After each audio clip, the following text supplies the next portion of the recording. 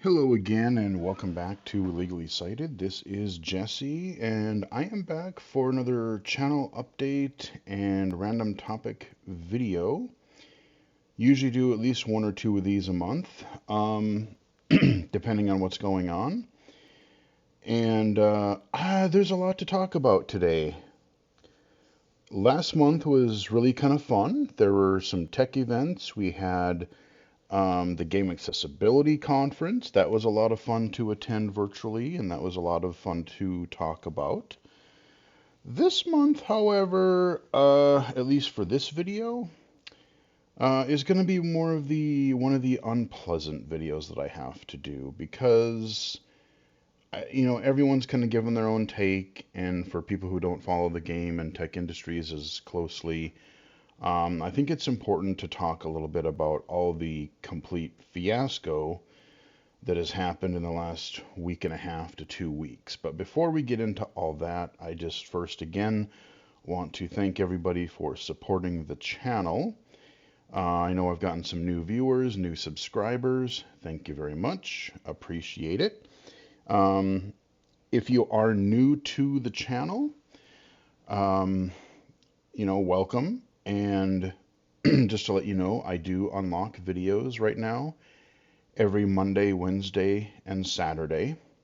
Sometimes more often. Sometimes we'll throw some bonus videos in there. Maybe it's a holiday, maybe I'm just in a good mood. Maybe there's something really cool that happened in gaming or accessibility that I just have to show. But yeah, Monday, Wednesday, and Saturday, unlock videos. Everything is divided into playlists. So um, I've had a couple people ask me, I've talked to a couple people actually in person, a couple people via email, and even I had a question on Twitter the other day. And all my playlists are divided into things. Like I said, I cover a lot of different types of content. I've been doing this for over 10 years, if you can believe it or not, by now. And so the main categories I cover are low vision spotlight videos and accessible game spotlight videos. Now, they may have low vision spotlight are typically PC games because that's primarily what I cover. It's just easy to record. But it could be iOS spotlights. It could be PS5, PS4, Xbox spotlight videos. But if you see low vision spotlight, those are videos that I cover or games that I cover um, that are that I play with my usable vision. And accessible game spotlights or app spotlights are ones that you can play if you have no usable vision. So if you are, sightless, no usable vision, and those are the kind of things that you want to do or want to look at, check those out. They're all in playlists.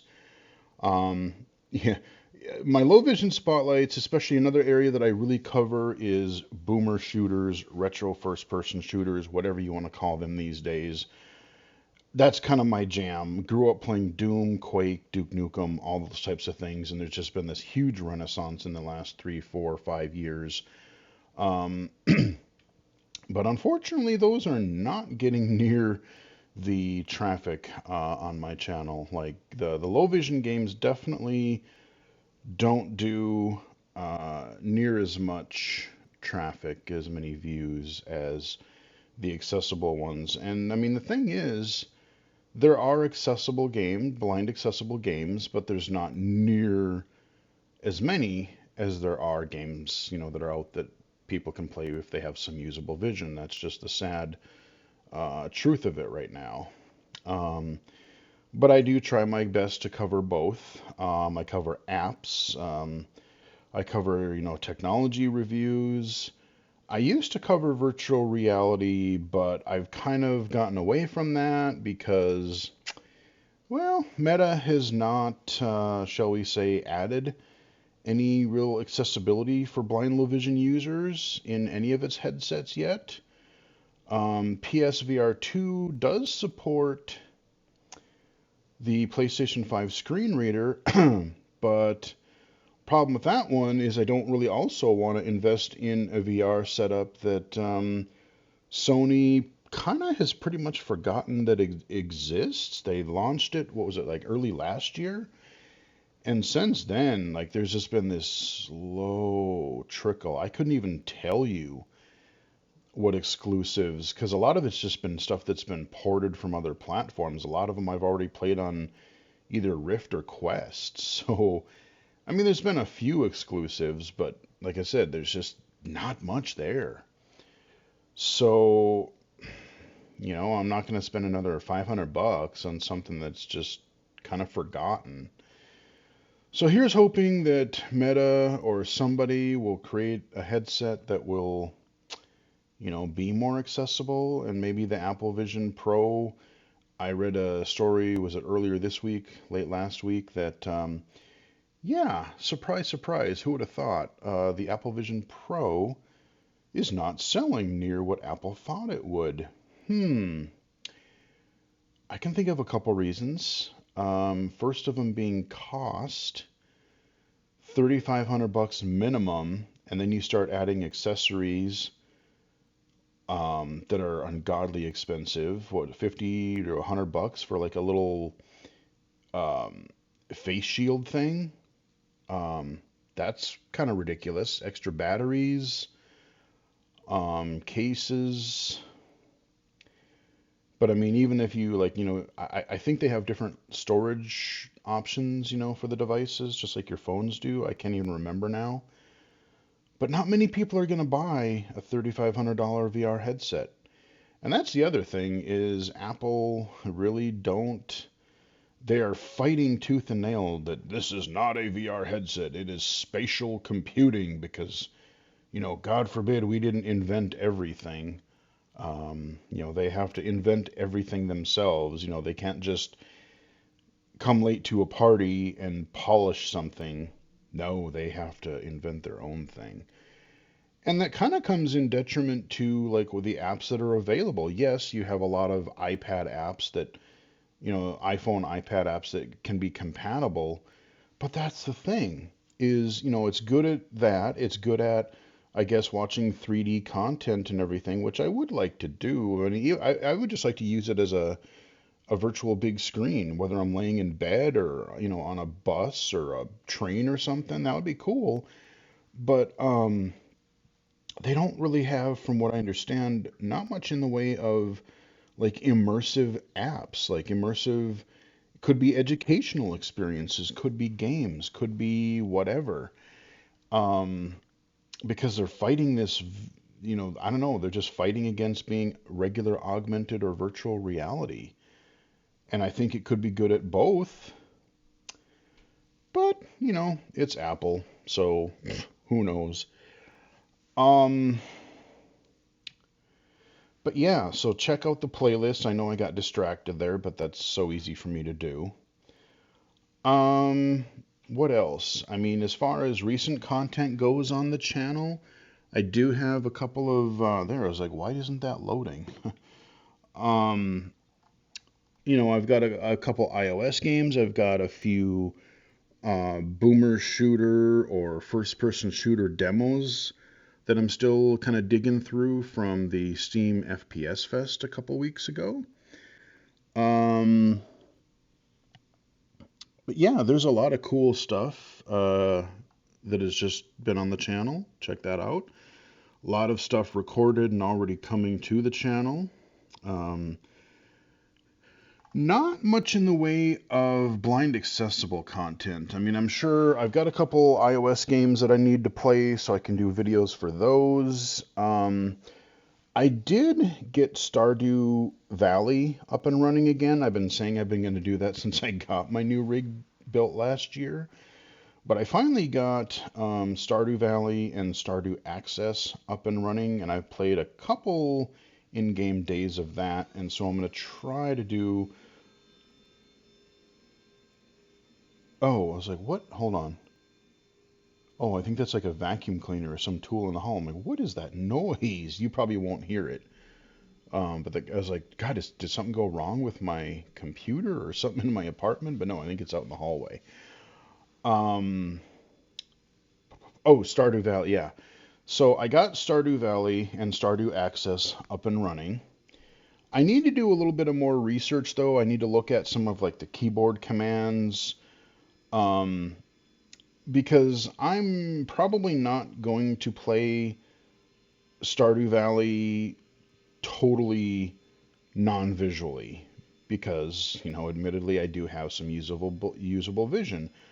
But that doesn't mean that there's some features in there that are still extremely helpful. This mod, basically, and what I'm learning is there's the core Stardew Access mod, which adds some base things. And then there are extra mods that you can add that will add, other specific features um, that will help blind players. I can see well enough generally to like, oh, I can see the plots where I'm either using a tool or harvesting crops, whatever. I can see generally where to go. I can see that things are on the ground, but again, it's a lot of the text and the reading and all that stuff. And so I'm a lot of times using it for the text to speech integration for character dialogue, user interface dialogue when I switch a tool. Um, but I do want to at least familiarize myself with a few of the keyboard commands and basics so I can kind of give at least an overview in that video for both low vision and blind players. Now, I'm going to admit right up front that that video is probably going to be more of a low vision overview on how I use Stardew Access.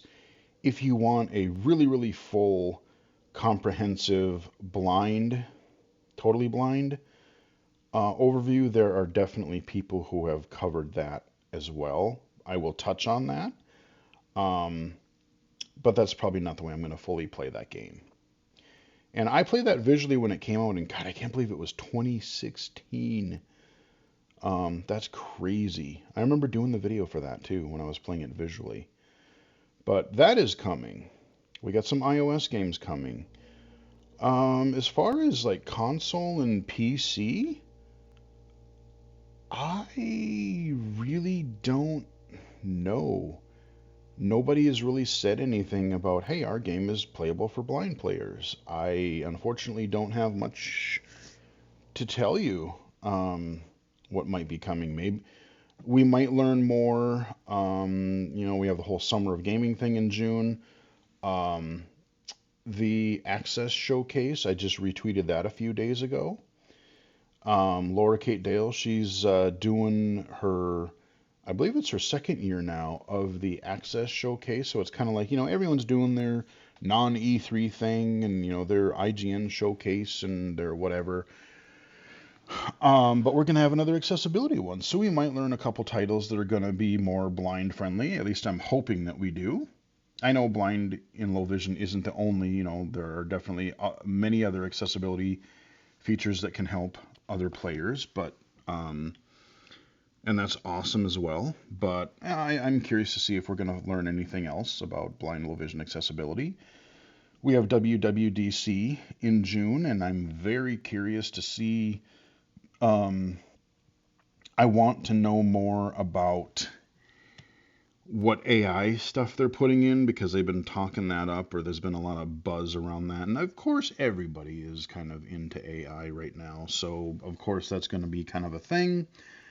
Lord knows I have enough devices. I've got an older iPad, I've got my 10s Max. So, yeah, when that developer public beta, whatever, rolls out, yeah, I'm probably going to test it on at least one or two devices and provide feedback. And yeah, so we'll see what that does. One other upcoming piece of content. I'm not sure when I'm going to be getting it because it said the estimated ship or receive date is May 29th. I hope it comes way before then, but we'll see. I had tweeted the last couple of days, I'm like, there's been a lot of buzz about the Meta Ray-Ban smart glasses. And I listened to an episode of the Double Tap podcast, and someone had done a demo of the AI features of it, and it sounded pretty good. Is it going to be maybe as descriptive as maybe an app like Be My Eyes or even Seeing AI would do? No, probably not, at least for now, because it's not designed specifically. It's not, this is the thing, it's not a product that is specifically designed for blind or low vision. It's a product designed for everybody that just so happens to have some really nice use cases for blind and visually impaired. Um, but I would love to see Meta do some sort of API, even if they don't make it really publicly available. I could see them like privately reaching out to maybe some key developers, especially in the assistive technology industry or field, where it's like, hey, we want to make our product look really good, and let's make it useful for people. And one group could be like, look at what we're doing with Seeing AI, Envision AI, Envision Assistant, Be My Eyes, Be My AI, all of those things, man. If even some of those could be supported through the Meta Ray-Ban glasses, that would be very, very cool.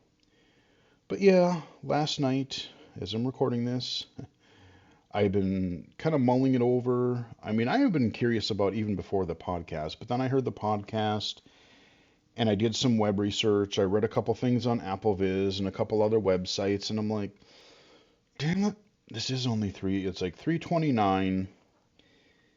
And you don't, unlike a lot of, like, I'm curious about Celeste. I've played with the Envision glasses some.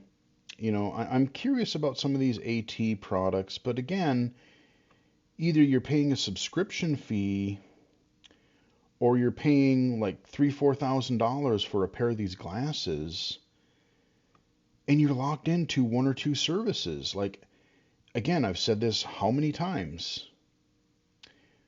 I love what these AT companies are doing, even things like the Orcam.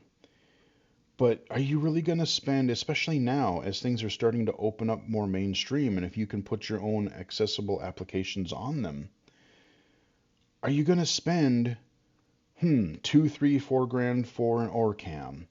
And then I'm going to spend another how many grand for an pair of Envision glasses? And then I'm going to pay, granted, it's not near as much, but you're going to pay couple hundred bucks for the Celeste glasses, and then a $50 a month subscription.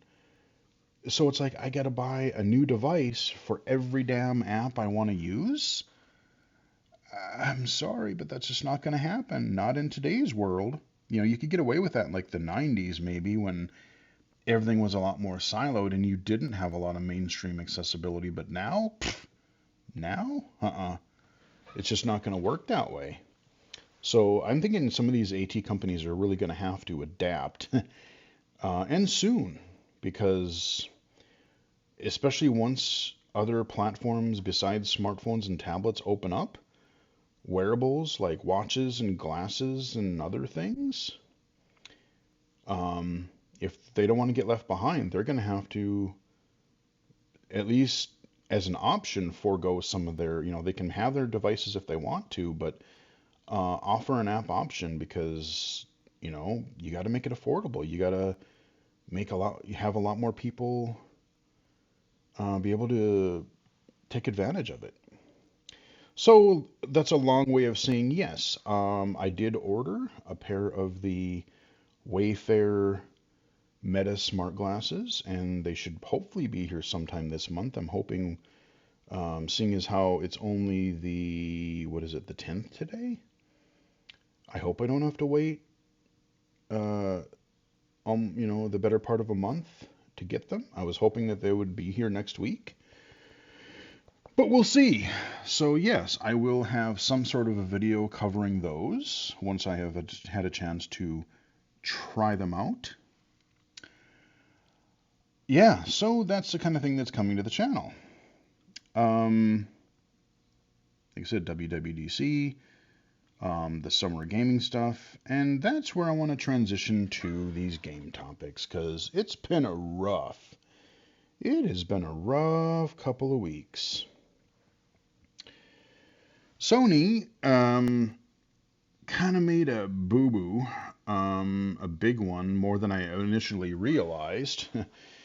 So there's been this game that's been really popular for about a month or two, few months, called Helldivers 2, and it looks really cool, but it's multiplayer, and I don't really know that there's all that much accessibility features in it. I mean, it looks fun, it looks cool, but as a low vision player, I think there might be some challenges.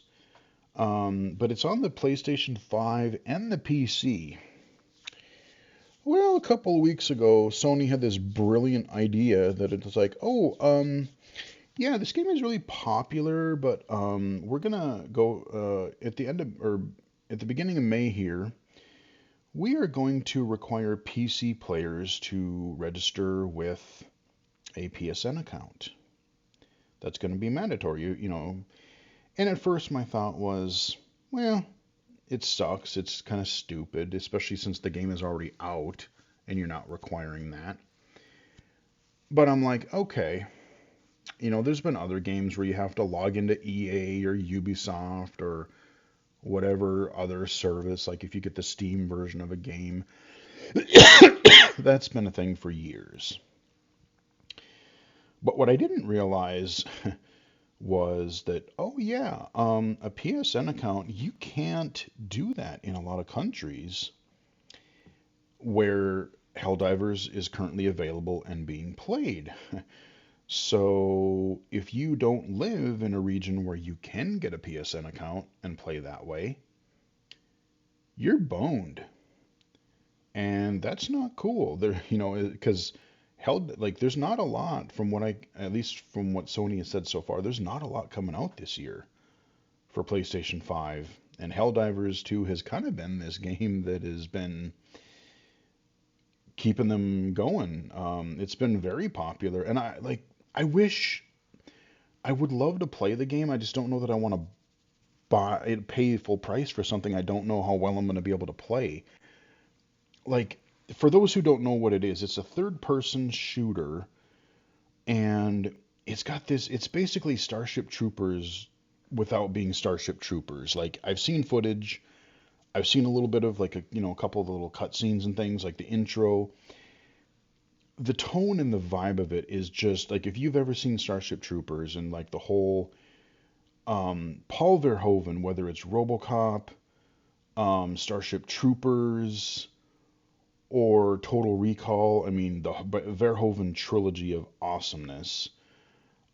He's just got this like sarcastic.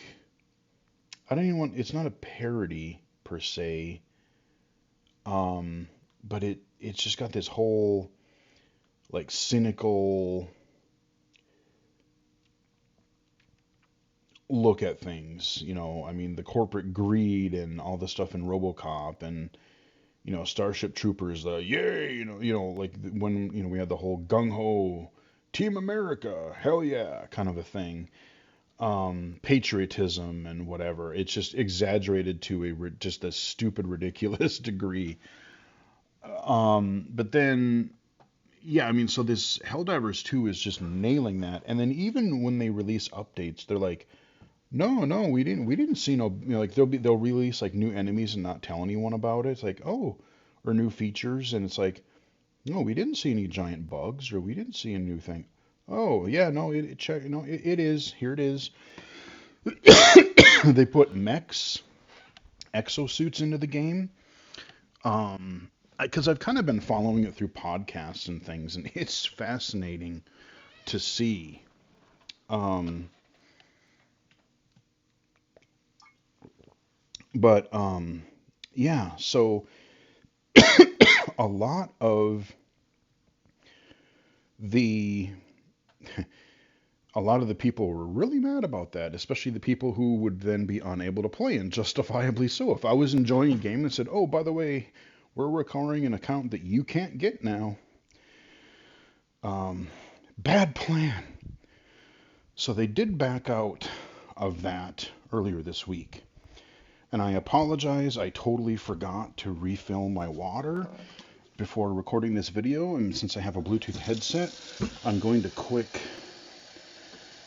because I've got a tickle in my throat, I'm just going to walk out to the kitchen here and fill up water so I don't cough and hack at you guys for the next however long. So that was weird enough. But then, oh boy, this next part is going to be, I'm going to try not to get too angry, but it's hard. I don't have a coherent, outline of how to approach this, because it's just so crazy and just doesn't make sense in so many ways. If you are on social media at all this past week, and if you are into games, Microsoft, more specifically Xbox, just can't seem to get things right. They do one semi-cool thing. Earlier this year they had their little success with Pal World. And then they had one of their directs or whatever showcases that was okay. But every time they do something halfway decent, they colossally fuck something else up. And boy howdy did they this week. So Arcane Studios, Tango Works, and two more that I can't think of right off the top of my head. I apologize, but the two that I just mentioned really stick in my head.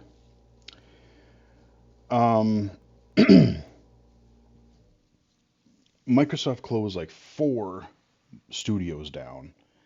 Just bloop, gone. Arcane Studios has made some amazing games in the past.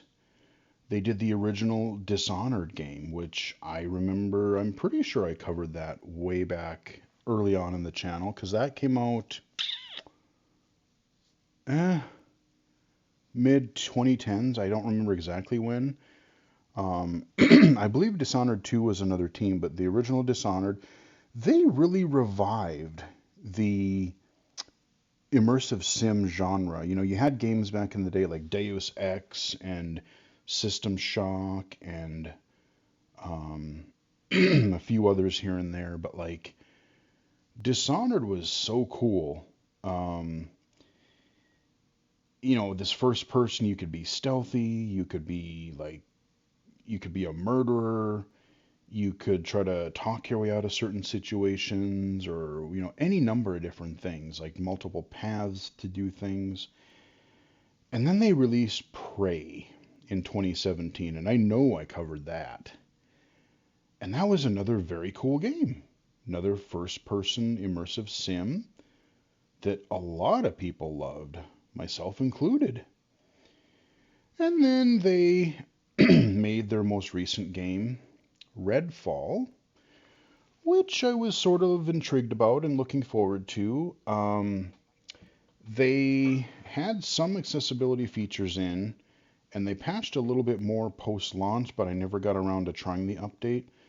I don't think I ever did a video for Redfall because it just really wasn't clicking with me. I wanted to do one, but when it first came out, it was a little rough, and there were things that I had trouble with, and I didn't want to shit all over a game. And I wanted to see what would, especially what would be patched in post-launch, and then if I could cover it a little bit better. I might still try to pick it up if they, well, actually, I don't know because, like I said, it was another sort of immersive sim type of game, but it was more like,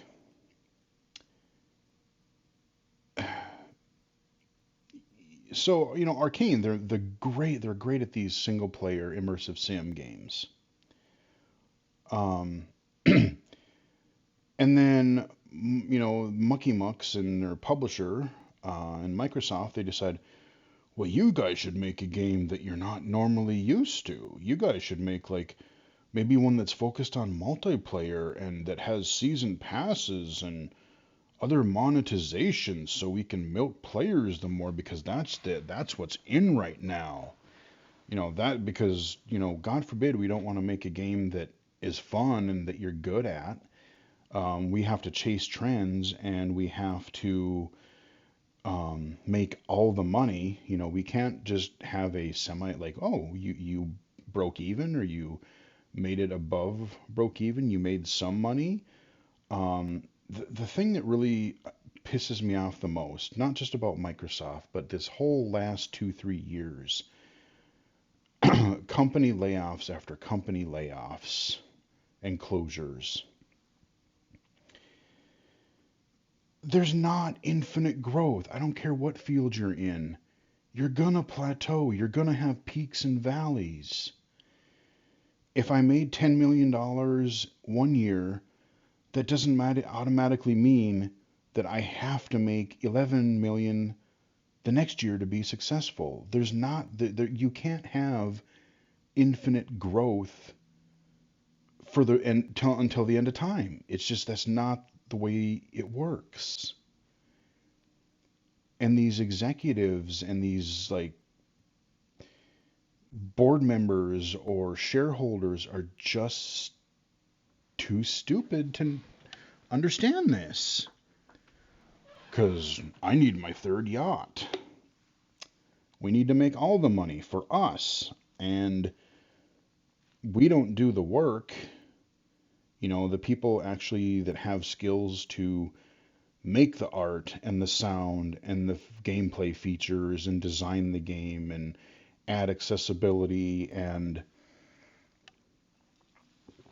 everything else that goes in. No, we can shit on them once the product is complete and whether it's good or not. Um, I'm just, oh, it's so maddening.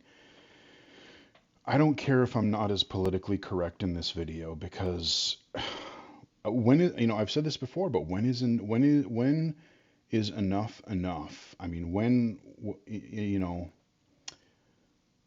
I saw a tweet. I liked it, but I don't know if I reposted it or vice versa. What was it, like over 9,000 layoffs in 2024 alone? We're not even 6 months through. We're like not even well, no, we're like a quarter of the way through May. And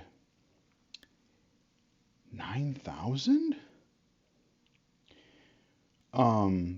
So getting back to Redfall, they were in the process of doing further updates, including what a lot of people wanted, an offline mode, because you have to be online. It's an always connected game right now.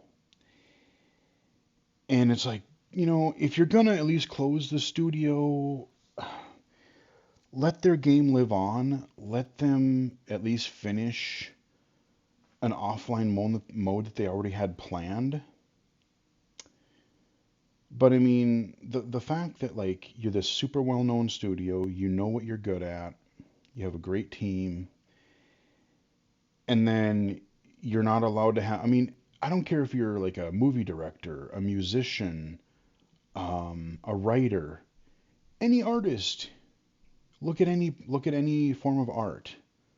People make duds. They're not all gonna be bangers, man. I mean, I was talking to my friend about this the other day, and it's like, I mean, look at, just take a mainstream band, like look at Metallica. Like, oh yeah, their early stuff was great. People are mixed about the whole Metallica album, the Black Album thing. But and then Saint Anger, pretty much everybody hates. That snare drum is like one of the worst things to happen to your ears since autotune. Um, it's horrible. Somebody is not going to write a great book all the time. Again, you have your peaks and your valleys. And to be like, oh, well, no, you know what? You made awesome games. You were great for us for like a decade, but you made this game that we told you that we wanted. Like they wanted to make something that they, again, something similar. Even if they took the vampire thing, if they didn't make it like a live service type of thing, if they made it more like a Dishonored or a Prey, but had like this vampiric theme, I would be totally into that. There, you could do things with, your special powers, sneaking around and like having to feed. There's a lot of really cool things you could do with that. I mean, look at Blood, look at the or not Blood, Blade. Um, I'm thinking of the Blade series of movies.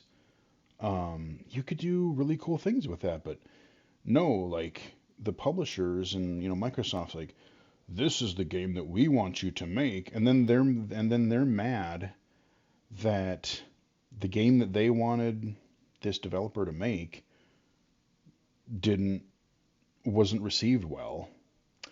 So instead of being like, we'll just let you go back to what you do well and, make another cool game for us. No, what have you done for us lately? Goodbye. Um, that's what it feels like anyway. I mean, again, we don't have all the exact information that happened, but I mean, that's the way it feels.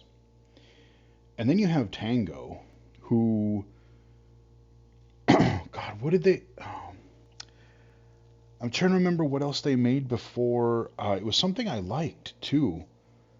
But their recent game, early January 2023, Hi-Fi Rush. I covered the game on my channel. I had a few issues with it visually here and there, but they had some really nice accessibility features in there. The game was stylish as hell. I mean, it was this rhythm action game. You were fighting like melee attacks, and you were attacking to the beat.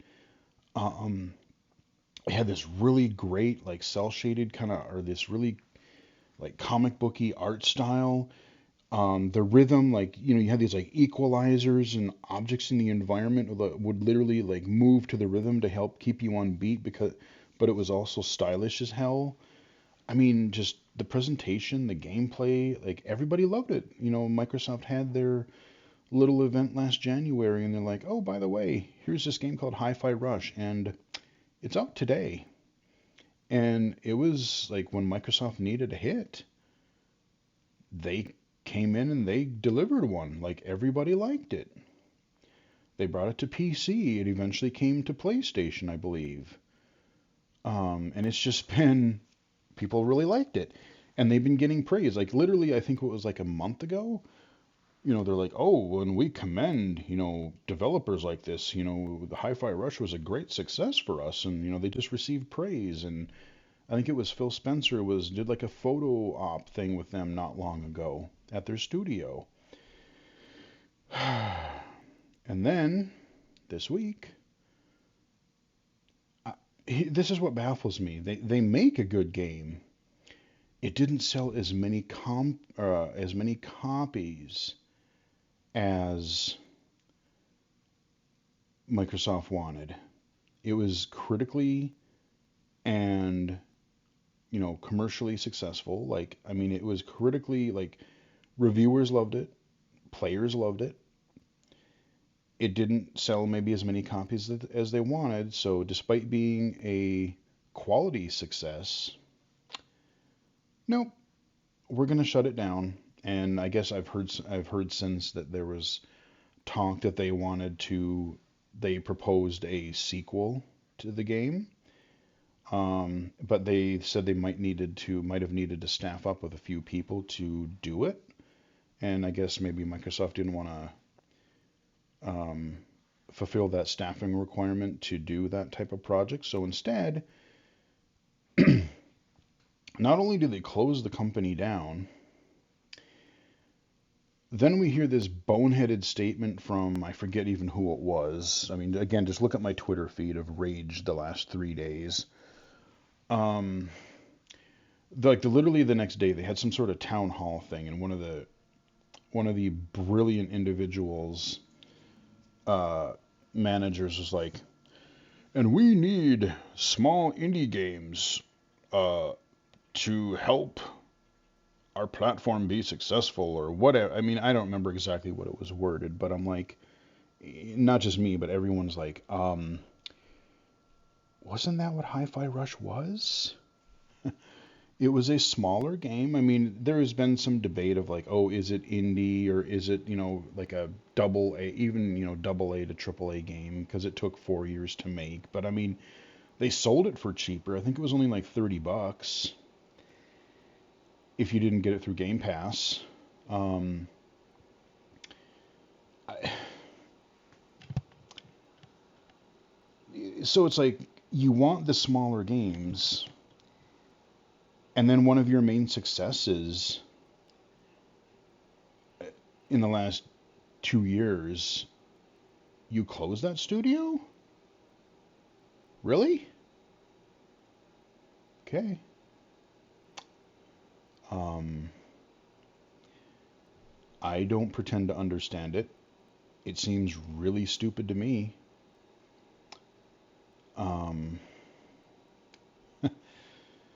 I mean, I don't know. Like, sometimes I really wonder. Like, again, I'm not just picking on Microsoft here, but like, I really wonder what some of these managers and CEOs and shareholder groups. I gotta wonder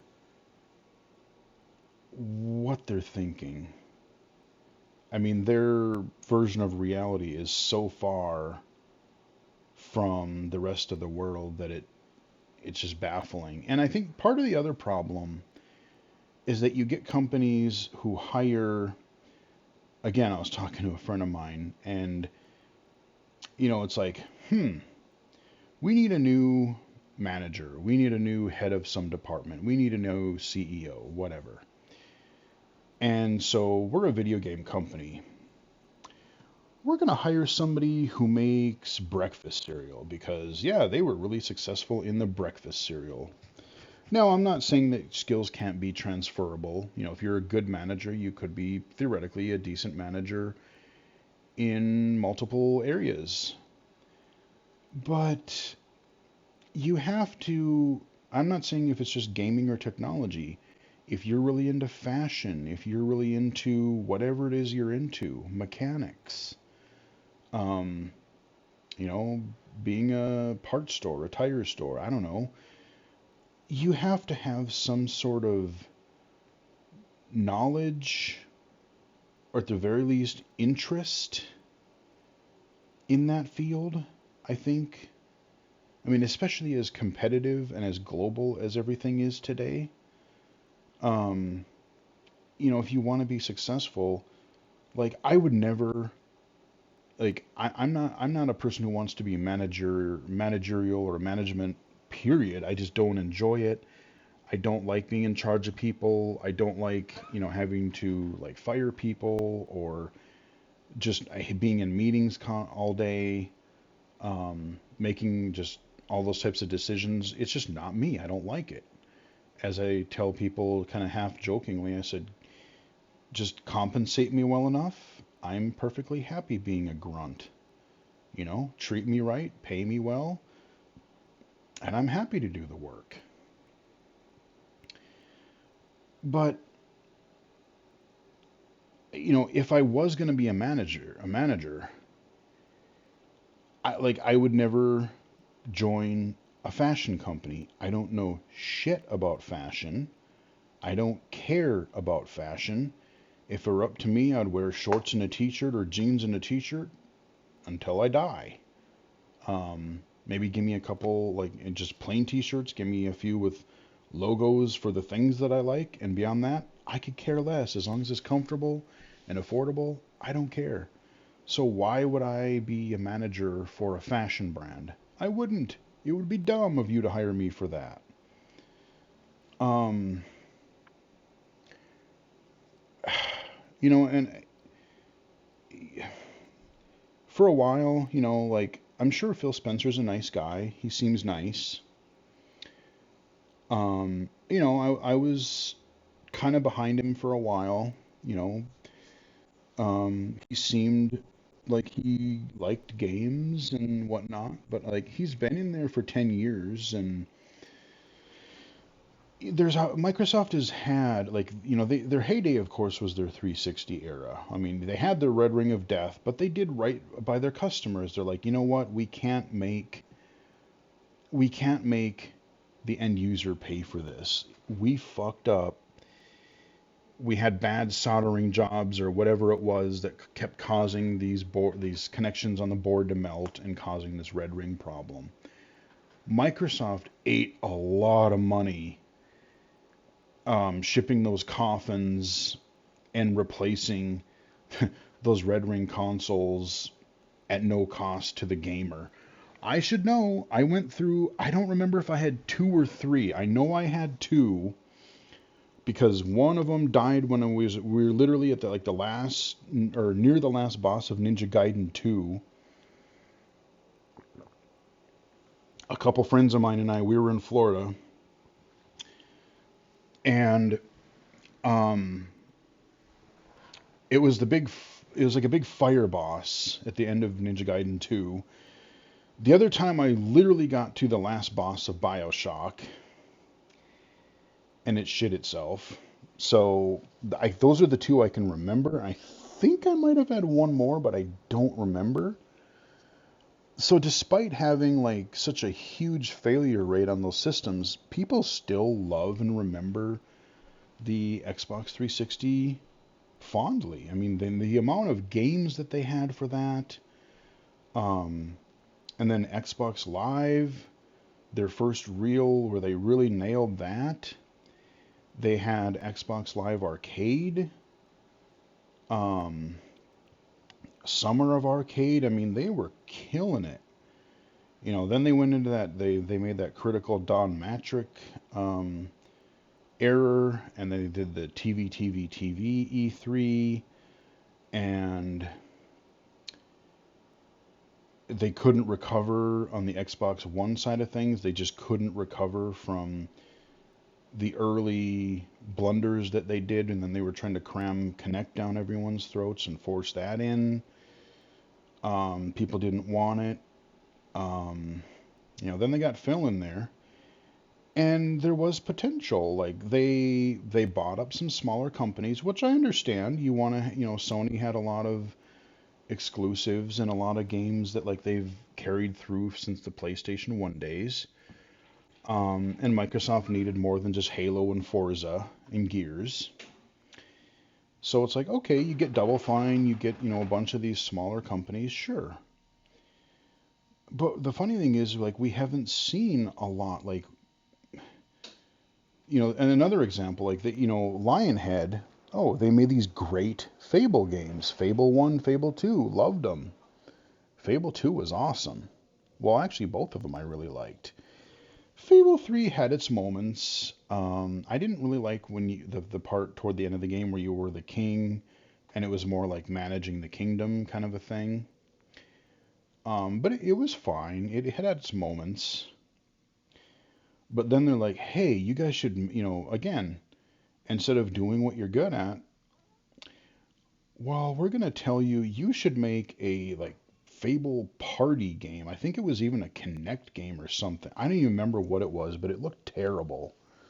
It was like some on rails thing.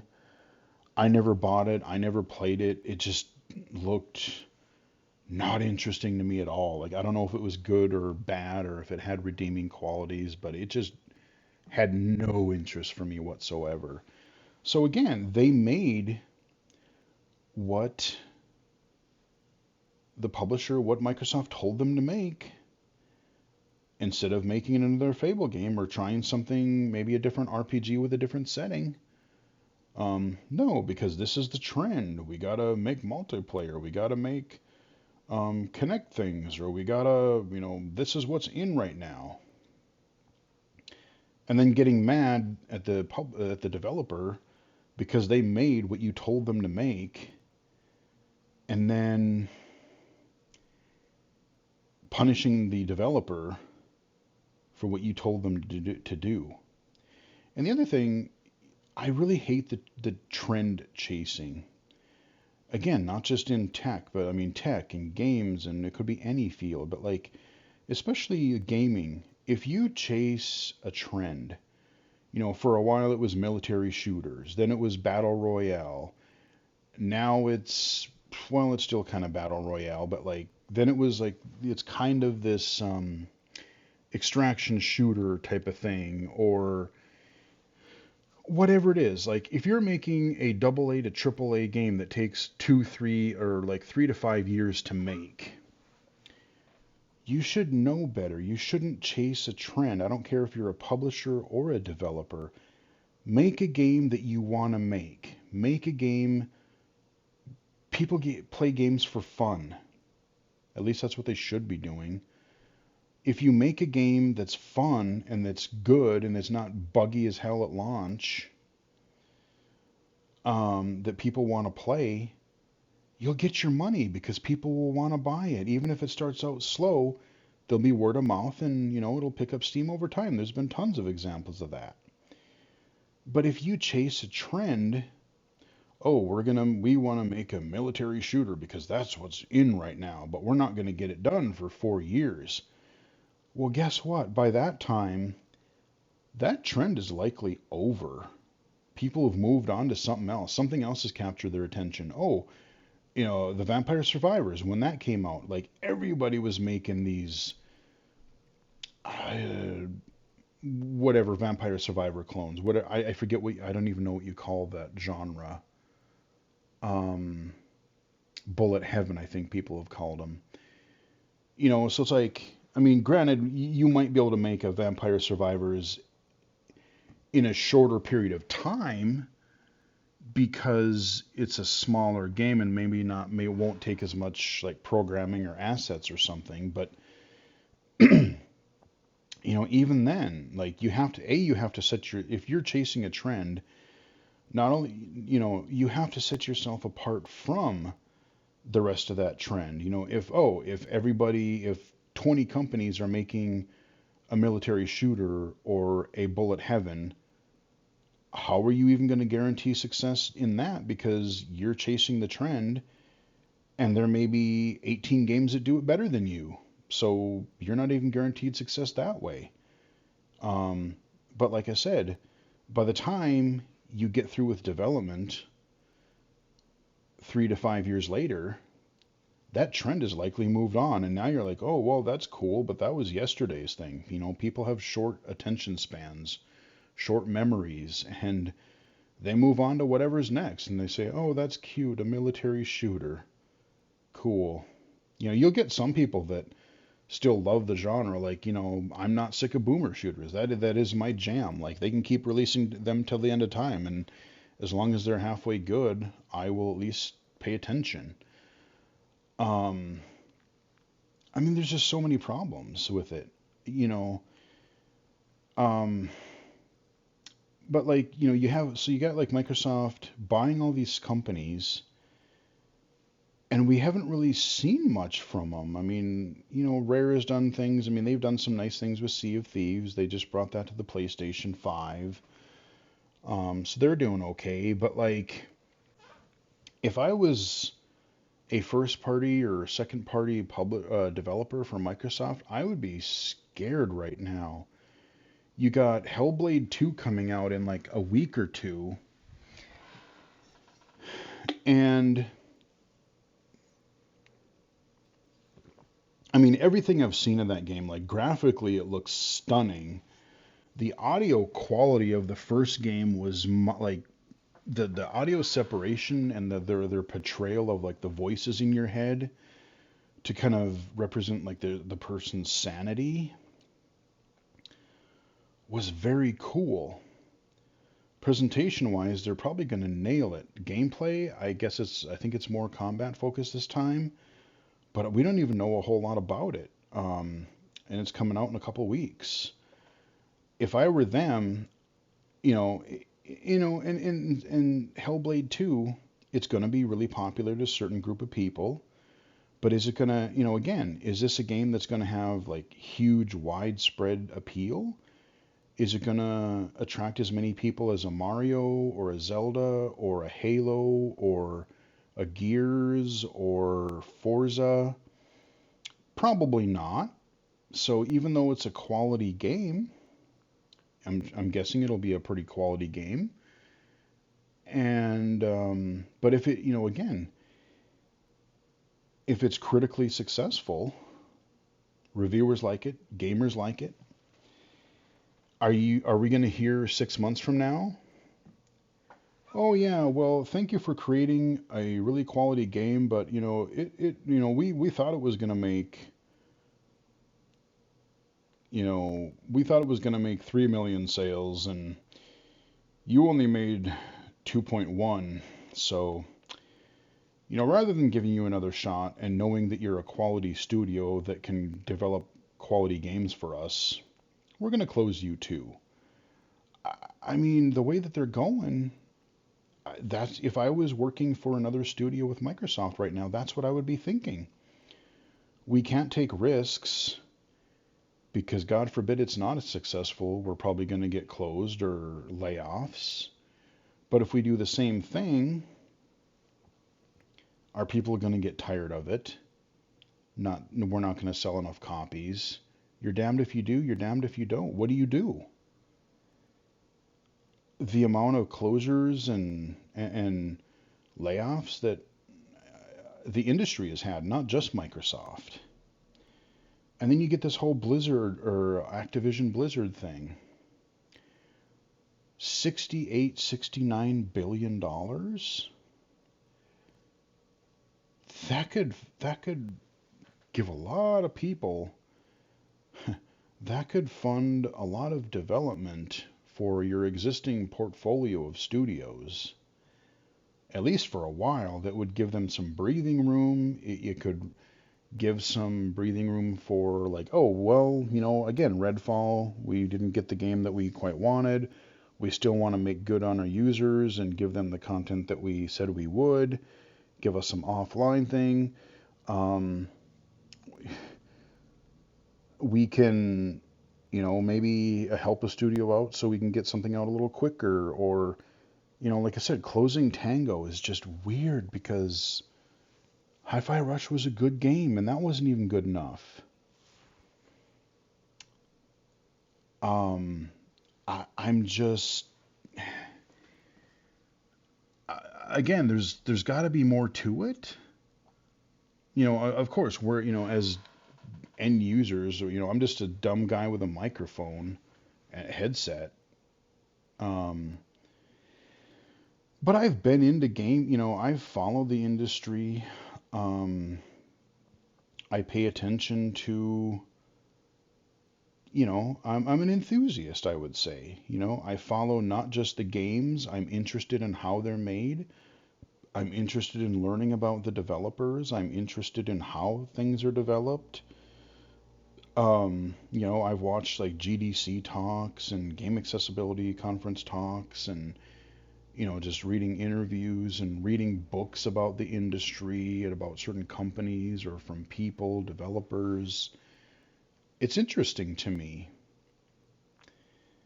But like, I can't wrap my head around. So you bought up all these companies. Some games seem in development hell. We just heard recently that Perfect Dark seems to be still in rough shape. I don't know if that is the truth or not. But like, I don't even know how many companies did Microsoft buy since like 2017, 2018? And how many games have we gotten out of that? How many have been canceled? How many are still in development? How many are ever going to get released? And then if you're just going to buy Activision and it's going to be, well, we want to focus on games that are, big hits and big sellers. And so are we just going to be Call of Duty, Warcraft, um, maybe Diablo. Let's see, what else does Activision do? Call of Duty, Call of Duty, and Call of Duty. When they make an awesome game like Tony Hawk 1 and 2, and people are clamoring for part 3 or even part 4, like a part 3 and 4 add on or new game. There was a story about that recently, like, no, you can't make that. You got to go to the Call of Duty mines. Fuck you. Really? Um, you get something successful and people clamor for more. I would have like I have so many great memories of Tony Hawk 2 and 3 in college, playing single player, trading off the controller, playing in, in the classrooms with the projector, sneaking in at night and playing in the big project with the big projectors with my friends, playing graffiti, creating um, nightmare fuel tracks with like spikes and whatever everywhere. So you had to get the perfect run, otherwise you would bail. I mean, just so many fun memories of Tony Hawk 3. I would have absolutely bought a Tony Hawk 3 remastered. Um, but like maybe we'll hear about there's been rumors that we're going to hear about a Gears of War new game or a Gears collection.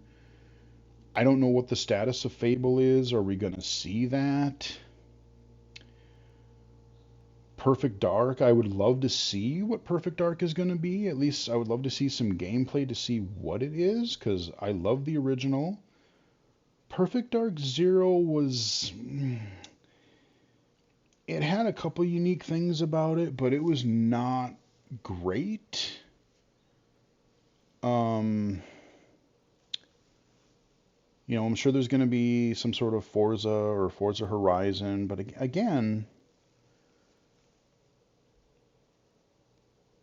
I don't know anymore. Like, I just don't know. So I've tried to think about this through a lot of different angles. I've babbled about a lot of them. I know this probably hasn't been the most coherent conversation ever, but this is the kind of thing that goes through my mind. And as someone who loves video games, and then a couple people made a really good point. Bringing this back to accessibility. Okay, let's say you've got a studio who did some neat work with accessibility, big studio, small studio, whatever. You would like to think that, oh, Microsoft has this um, kind of from the top down approach of like, hey, accessibility is one of those things that we care about. Okay, that's great. And it is. But you have all these studios and all these teams doing different. I mean, even you look at Windows versus Office. Um, Windows versus, I don't know, Teams. Ugh, Teams is just, it's usable, but I don't like it that much. Even like Outlook we have to use Outlook mobile for our work iPhones. Um, it's usable, it's technically accessible, but there is some jank with that app compared to like your regular mail or calendar app. Like there's a weird scrolling issue where you can't three finger flick up and down to scroll the screen because half the time it doesn't scroll. Like sometimes you have to touch the body of a message like two, three times and then try to the gesture two or three times in order to get the scroll to work. And there was a weird bug with the calendar at some point. I think it's gotten better, but there's just some jank with the Outlook mobile app. Um, so I mean, yeah, there's a through line of accessibility through Microsoft, but if you have all these siloed teams, and especially you look at the Xbox group, you've got all these studios. You would like to think that, like, some of these either APIs or some of the techniques, some of the lessons that each developer had learned when developing a game. You know, they're big into first person shooters, they're big into third person shooters. Well, it would be nice if maybe the Gears team figured something out and then somebody else who was creating a third person shooter could go, oh, well, we could, we're part of Microsoft's umbrella, we could take advantage of that. But if that studio gets closed, and that knowledge, I mean, it's not just accessibility, it could be anything. Um, Online performance, whatever, some graphical technique or AI, whatever. Um, you, you lose that information unless you make sure that all of these different companies are documenting the hell out of everything and sharing it across your teams. Every time people are going to have to reinvent the wheel. And that's a huge reason I think accessibility, as much as it has caught on, it's a slower burn that we would like as disabled players because, um, right now we're starting to get like things directly being built into Unreal or Unity, but like if every studio has to, again, reinvent the wheel, um, we've had a simulation racing game. Okay, now granted, people could make improvements or alternative features that somebody might come up with a better idea. But to start with, everything that the Forza Motorsport did last year, or look at MK1, people are making a fighting game. Well, how can we make this type of game accessible where they don't have to build everything from scratch, just like a game engine. Um, you get to make more of the content and not have to worry about the as much nuts and bolts. Um, I don't know. At this point, I'm rambling, but it sounds shallow. It sounds kind of meaningless at this point, but like I really do feel for all the people that got laid off. Um, it's like after something bad happens, a natural disaster or another, God forbid, school shooting. Our thoughts and prayers go out to people. Yeah, okay, but what are you going to do about it? It keeps happening. These mass shootings keep happening. These layoffs keep happening. And these executives don't seem to really give a shit.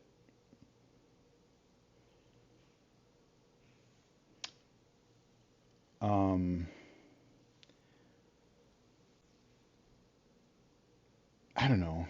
I mean, I feel kind of awkward about releasing a video like this because I'm just letting it all out there.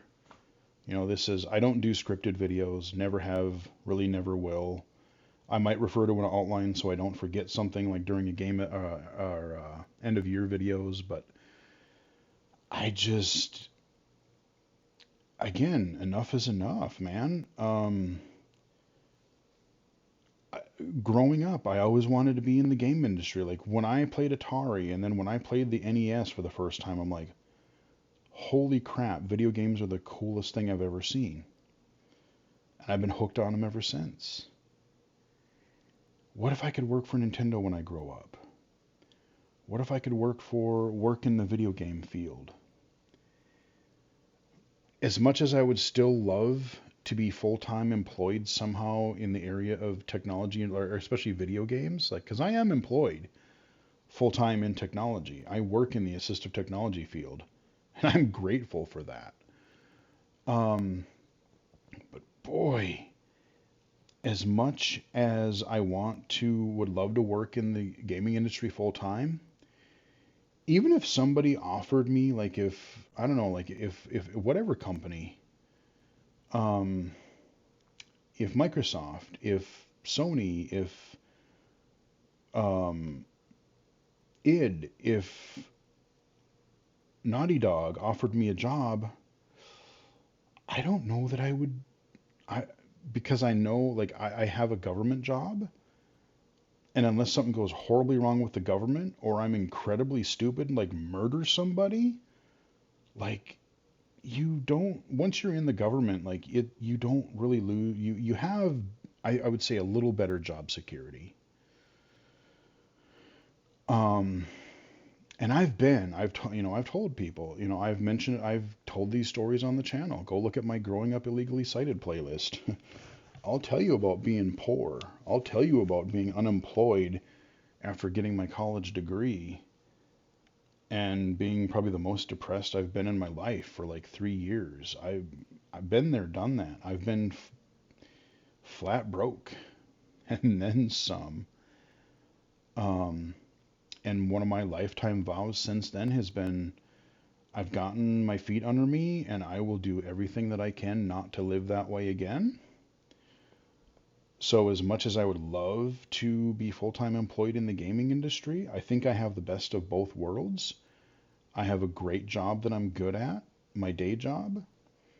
I still get to help people. I still get to work with assistive technology. I still get to work with computers and just technology in general.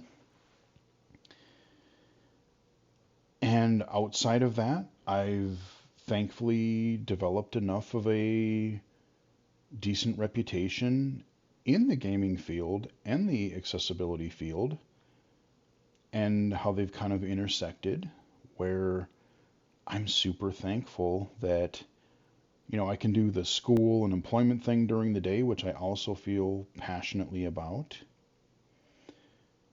But I also get to work on the fun stuff. I've gotten to work with app developers. I'm testing the Envision Assistant app, and it's a blast. I've tested a lot of different mobile apps. Working with Microsoft and their Low Vision Advisory Board, I still really enjoy that. XR Access, augmented virtual reality accessibility. I may be doing a thing in early June with that. Um, I've been on play tests. I've been on panels. I've gotten to speak at GAConf in person and virtually. I've presented to our local IGDA chapter. But I've been part of like user kind of consulting groups.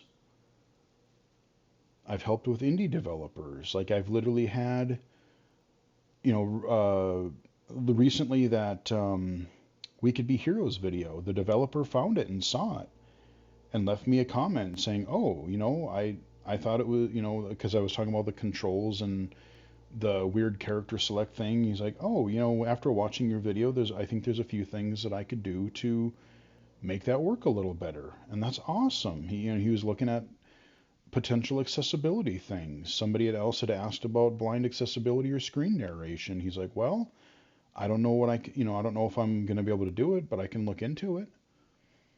Um, so I mean, it's stuff like that that's really cool.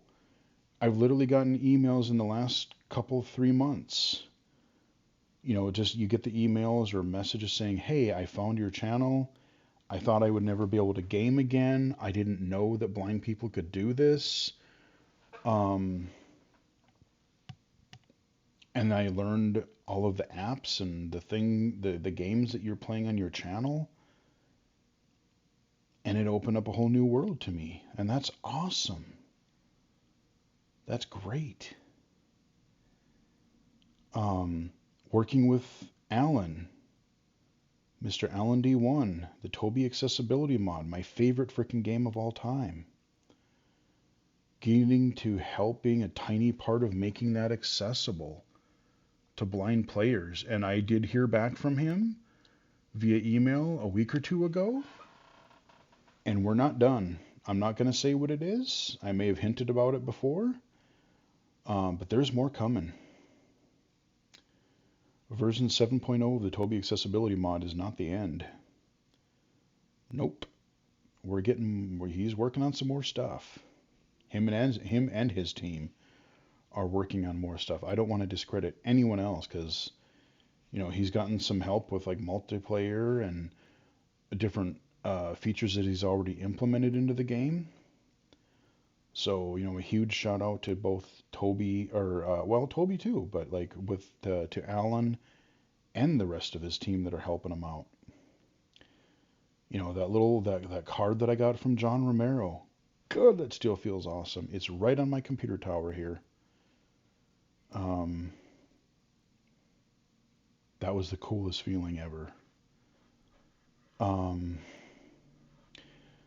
but yeah, and so like I don't know that I would. I don't know that as much as I want to be in, like just full time living, live and breathe gaming. I'm kind of happy where I am because I can do some advocacy, I can do speaking, I love being on podcasts. Um, again, huge shout out to being on the FS cast, being on Unsighted Radio, both in I believe April, early May. Check those out. You can check out illegally cited.com, and I have links to both under my projects page. I love doing that. Doing the consulting, working with app developers, indie developers, even AAA. Like I have nothing against AAA. I love indie games, and that's where I'm putting a lot of my effort into. That's where I'm. Those are the games that I'm enjoying the most right now. But I'm not gonna lie, I love a good AAA game every now and again, just like the rest of us. I love a good Forza, a Spider-Man, The Last of Us. Um, yeah, absolutely. Um, and everyone is so quick to say, "Well, AAA, this is the problem with the AAA industry." Indies have their own problems, just like AAA does. I mean, with the saturation of like 1,800 games coming out every day on Steam and all the shovelware that gets just shat out on every platform, even like Steam, then the Switch. I mean, the Switch has just got, again, just mounds of shovelware garbage that it's hard to even find that cool indie game that you might want to play. It's like, oh, I again, following social media, like I learned about that We Could Be Heroes. I'm like, that looks cool. I want to play that. And I tried the demo and I like it. And now I know about it. But how many other games are out there that I don't even know about that I'd love to play? I just literally went through my Twitter feed earlier today and I got to go back and look at my likes now that I'm in front of my computer so that I can go wish list them on Steam. So I know when they're coming out. um, if you're an indie, you don't have, it, publishers can be a pain in the ass, but theoretically you could have, the financial and other, technical backing of like a Microsoft or a Sony or a Nintendo. But like, if you're indie and you're like a one man crew or a very small crew, maybe you're working full time and you're doing this in your spare time. Maybe you put all chips in and you quit your job and you're like, I'm gonna try to make it as a game developer. I really genuinely hope it works for you, but there's the chance that it won't, or there's a chance that you'll make a great game and the next one will tank, and can you survive to make the third one? So I mean, whether you're AAA, double A, indie, I refuse to use the word quadruple A. That's nonsense. Um, Especially when you factor all the, oh, because we're live service and monetization. That trend can just die in a fire. Um, but yeah, that is the main topic that I really wanted to talk about. I should have mentioned the indie thing earlier because I didn't want to end on a downer. Like I said, the whole, I wanted to end on that whole, like, when I was talking about accessibility and like, how I've gotten into both fields, and, I've gotten into assistive tech and gaming and I don't know. I mean, I'm tired. Like it's exhausting. Um, but I mean, to end on a positive note, like I said, I am very fortunate to be in the position I'm currently in. I'm glad I have the jobs I do. I'm glad I have the opportunities for like these my kind of my I call it my secondary career, my second career in game advocacy, game accessibility advocacy and consulting. I'm super glad and thankful for that. A huge shout out to everybody else who is doing this kind of work, despite all the challenges and pitfalls and frustrations and things that can make some of this really exhausting. Again, just a shout out to everybody who's doing it. Um, Again, a huge shout out to Brandon Cole, Super Blind Man. I saw last night, if you haven't followed him on social media, he's been responsible for a lot of awesomeness, like, working on Forza and Mortal Kombat and The Last of Us and everything. He's going through some personal stuff, going through surgery today. Saw that on Twitter last night. So pulling for you, man. Um, Kick some serious ass. Get back into it. Because it's awesome. It's fun. And there's more work to be done. And that's so cool about the. Again, just follow him on social media because he's got a couple of really cool stories too. The whole I'm just gonna tease. I'll just say make the whole Make a Wish thing. That's awesome. That's really cool. I wouldn't even know how to process that. I would have had the same reaction he did. I'd be like, wait, is this a spam call? Is this a joke? Is someone like gonna come over and like murder me or like that's so weird, but it's cool. But yeah, I mean, like I said, huge shout out to everybody. I work with a lot of people in technology, in gaming, in assistive tech, in accessibility, in games. Everybody's going through some stuff, but I don't know. 2024 is we thought 2023 was bad. I don't know. Like, I mean, in some ways it's amazing. Like, there's literally, after this video, there's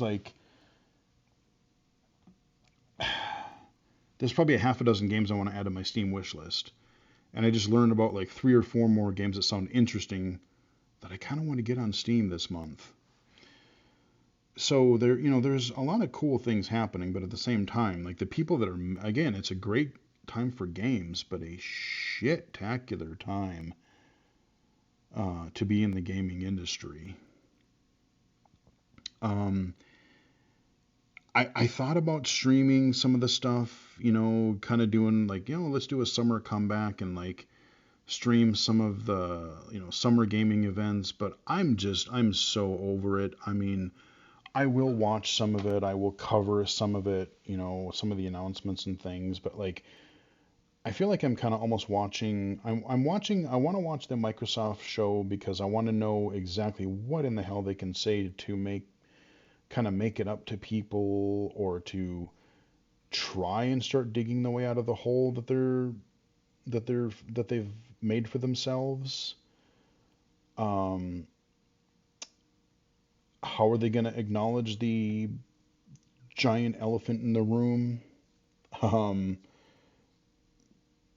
and I mean, I don't want to say I'm watching it out of spite because I still love games.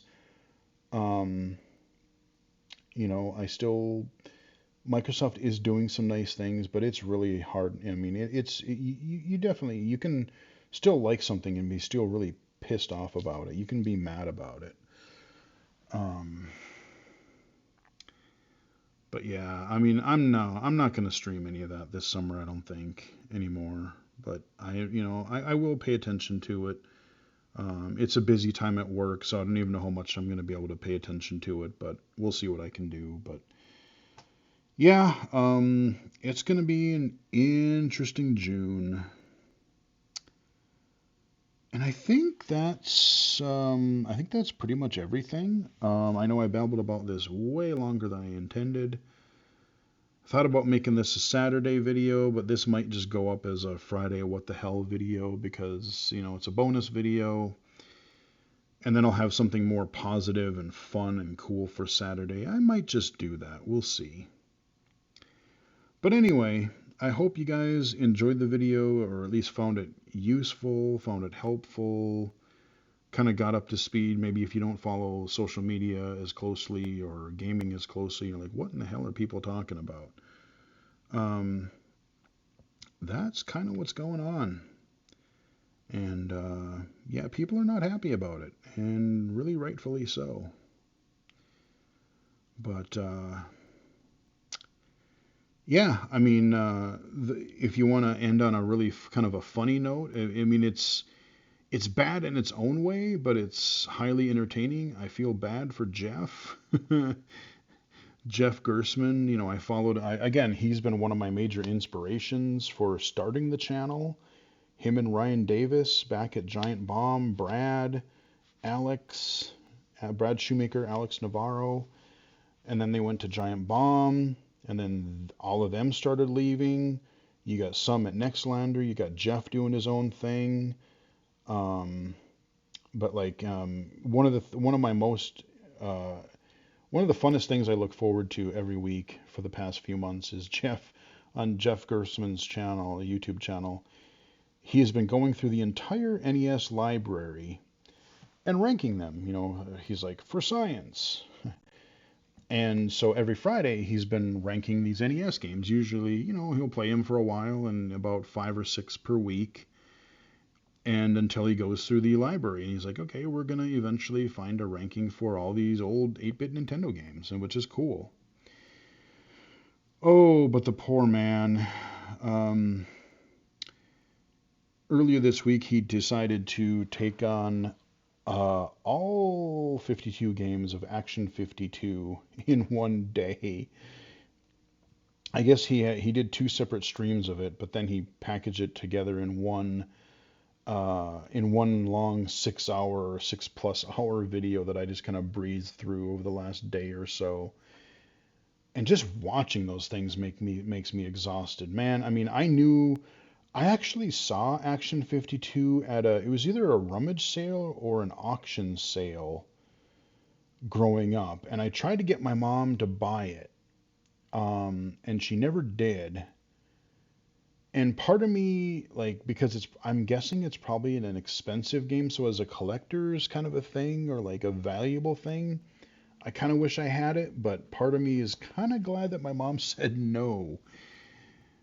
Because that game is notoriously just awful. It's bad. I mean, there's 52 games, and pretty much all of them are terrible.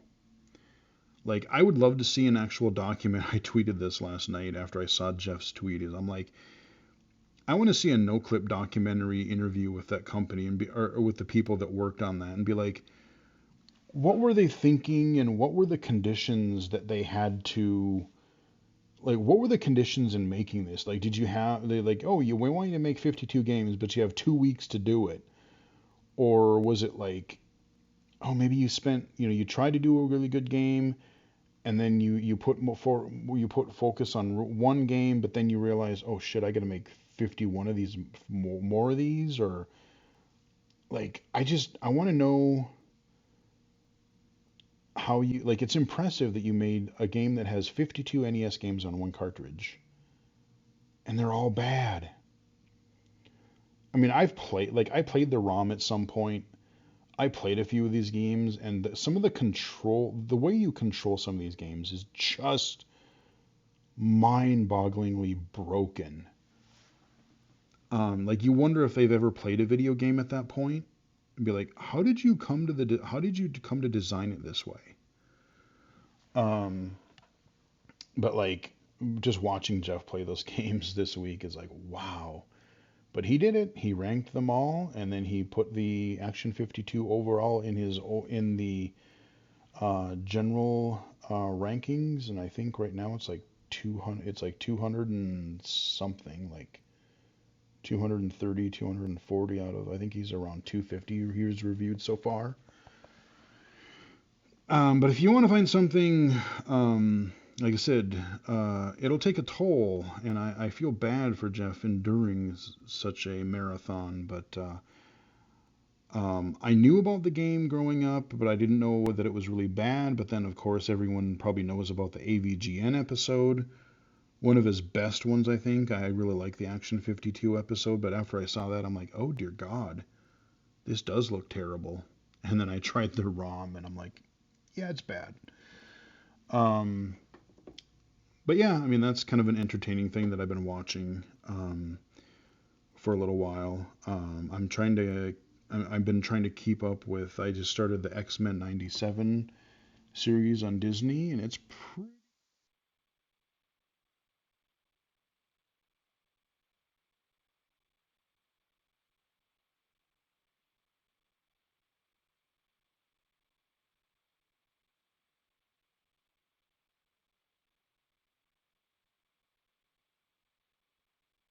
fan of the Fallout series.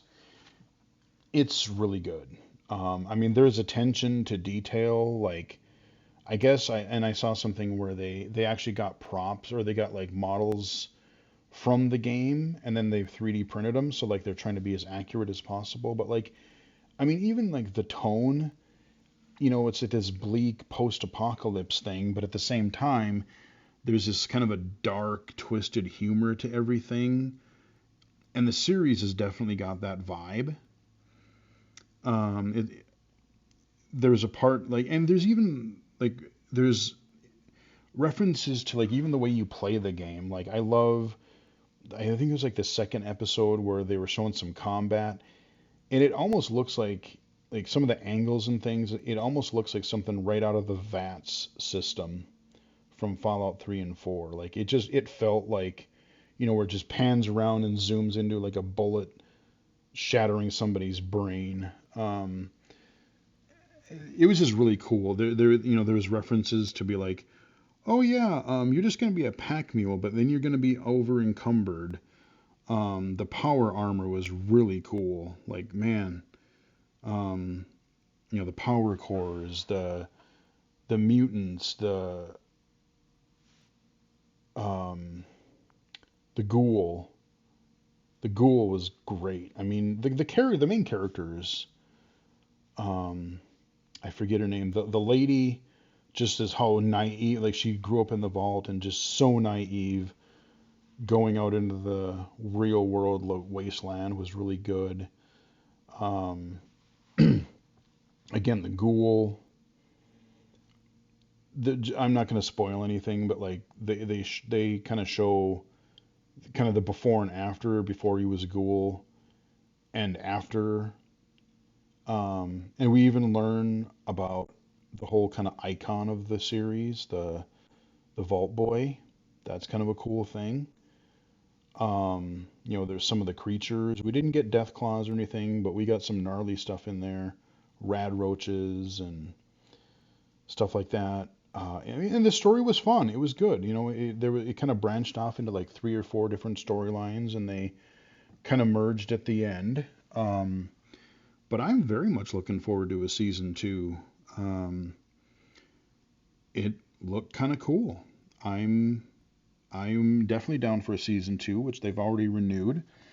And if you're wondering, it is an Amazon Prime series, so if you have Prime Video, you can check that out. I hope they make it available for purchase too. It's like if people don't want to pay for the Prime service, if they just want to like buy the series or buy the season, I hope they do that as well. But yeah, Fallout. I really enjoyed it. I burned through it in about 2 days, so yeah, I liked it a lot.